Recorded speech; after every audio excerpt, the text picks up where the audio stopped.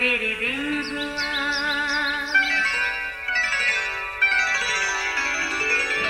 नया फिर दिन हुआ, पुरानी रात का करे सो शुक्र हम खुदा की जात का, खुदा की जात का नया फिर दिन हुआ। आज की आयत, लेकिन तुम एक बरगजीदा नस्ल, शाहिर कायनों का फ़िरका और मुकद्दस कौम और ऐसी उम्मत हो जो खुदा की ख़ास मलकियत है, ताकि उसकी खूबियाँ ज़ाहिर करो जिसने तुम्हें तारीकी से अपनी अजीब रोशनी में बुलाया है। पहला पतरस 2 बाब 9वीं आयत। अजीज़ों, अक्सर ऐसा होता है कि अम्मी जान के नए और कीमती सेट में से कोई बर्तन टूट जाए तो जिससे बेएहतियाती में ये हरकत हुई उसको तो अच्छे से शामत आ जाती है, डांट तो पड़ती ही है, मगर कभी कभार मार भी पड़ सकती है। मगर जापान में किसी घर में कोई माँ अपने कीमती बर्तन के टूट जाने पर खफा कभी नहीं होती और ना ही किसी बच्चे या बड़े को डांट देती है, बल्कि वो बड़ी एहतियात से टूटे बर्तन के टुकड़े समेट लेते हैं, फिर इनको किसी माहिर कारीगर के पास ले जाते हैं जो बड़ी महारत और दानाई से इन टुकड़ों को जोड़कर एक नया बर्तन बना देता है जो पहले बर्तन से कहीं ज़्यादा खूबसूरत दिखाई देता है। यूँ जापानी अम्मी जान भी खुश और जिससे नुकसान हुआ होता है वो भी मुतमईन हो जाता है। अजीज़ों, असल में ये है मनफी सोच का मुस्बत अमल की तरफ आने का खूबसूरत तरीका। याद रहे, कायनात की हर शय अपनी जगह हसीन थी, जिसको तख्लीक करने वाले ने खुद देख कर कहा अच्छा है, यानी खालिक खुदा को अपनी तख्लीक की हुई हर शय पसंद आई जो फ़कत उसके हुक्म से ही वजूद में आई थी। जब खालिक खुदा का बनिनो इंसान को तख्लीक करने का मरहला आया, कलाम मुकद्दस में लिखा है, उसने अपने हाथों से ज़मीन की मिट्टी ली और अपनी सूरत और शबीह पर इंसान को तख्लीक किया, फिर अपना दम फूंक कर उसे जीती जान बनाया। मतलब ये कि खुदा ने बनिनो इंसान में अपनी फितरत को भी शामिल किया, यानी इंसान में वो सब कुछ था जो खालिक खुदा का खासा है, यानी मोहब्बत, मेहरबानी, खुशी, तहम्मुल, नेकी, हिलम, इत्मीनान, ईमानदारी और परहेज़गारी। अब ज़रा ये सोचिए, जब हमारे मिजाज में खुदा की ये खूबसूरत खूबियाँ होंगी तो हम किस कदर दिलकश इखलाक और किरदार के मालिक होंगे। ये सब कुछ इब्तदाई इंसान की तबीयत में तो था, जिसके बायस वो दिलकश शख्सियत के मालिक थे, यानी आदम और हवा। और फिर जब हर रोज़ ठंडे वक्त में खालिक खुदा उनकी रफ़ाकत में उनके पास आता और भी वो मसरूर और शाद रहते।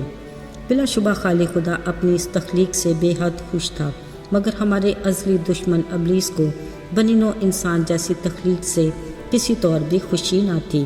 फिर खालिक खुदा से रफ़ाकतों से एक आँख ना भाती, सो उसने खुदा की खूबियों से सजे खालिक की रफ़ाकत में जुड़े इंसान को तोड़ने का मंसूबा बना लिया। फिर मौका मिलते ही अपना वार कर दिया।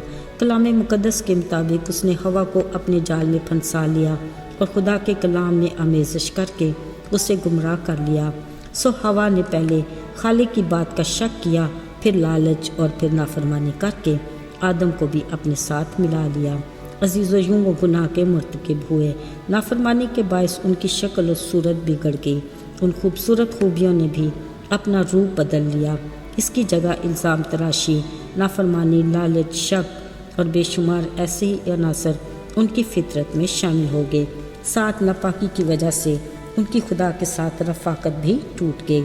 यूँ मिट्टी का वो पुतला जिसको खालिक ने अपनी सूरत और शबीह देकर अपने हाथों से बनाया और अपना दम फूंक कर जीती जान बनाया, गुनाह के बायस टूट कर बिखर गया। मगर अजीज़ों, शुक्र उस रब का जो अपनी तख्लीक को इस हालत में नहीं देख सकता। उस माहिर कारीगर ने गुनाह के बायस बिगड़े अपनी रफ़ाकत से टूटे इंसान को दोबारा अपनी सूरत और शबीह पर और अपनी रफ़ाकत में लाने का इरादा किया।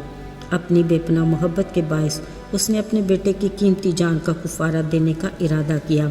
फिर उसने अपने ठहराए वक्त पर अपने बेटे यीशु को हमारी दुनिया में भेजा, जिसने अपने बाप खुदा के इस अजीम मिशन को पाया तकमील तक पहुँचाया। खालिक खुदा ने अपने बेटे के कीमती लहू से हमें पाक किया और जान की कुर्बानी की बदौलत गुनाह के मर्ज का शिकार बिगड़े इंसान को फिर से संवारा और हम में अपने रूह को ऐसा बसाया اور اپنی خوبیوں یعنی محبت، خوشی، اطمینان، مہربانی، تحمل، حلم، نیکی، ایمانداری، پرہیزگاری سے ہمارے اخلاق و کردار کو خوبصورت بنایا۔ اس نے ہمیں پھر سے اپنی رفاقت کا شرف عطا کیا اور میل کر کے ہمیں اپنے بیٹے اور بیٹیاں بنایا۔ خدا کا کلام ان باتوں کی تصدیق کرتے آگاہ کرتا ہے اور یوں کہتا ہے کہ تم ایک برگزیدہ نسل، شاہی کائنوں کا فرقہ، مقدس قوم اور ایسی امت ہو جو خدا کی خاص ملکیت ہے، تاکہ اس کی خوبیاں ظاہر کرو جس نے تمہیں تاریکی سے اپنی عجیب روشنی میں بلایا ہے۔ عزیزو، ذرا سوچیں اس سے زیادہ اعلیٰ حیثیت اور دلکش بات اور کیا ہو سکتی ہے؟ سو ہمیں بطور مسیحی اس کے ہم شکل بن کر اپنی روحانی زندگی کی دلکشی اور خوبصورتی کو بحال رکھنا ہے۔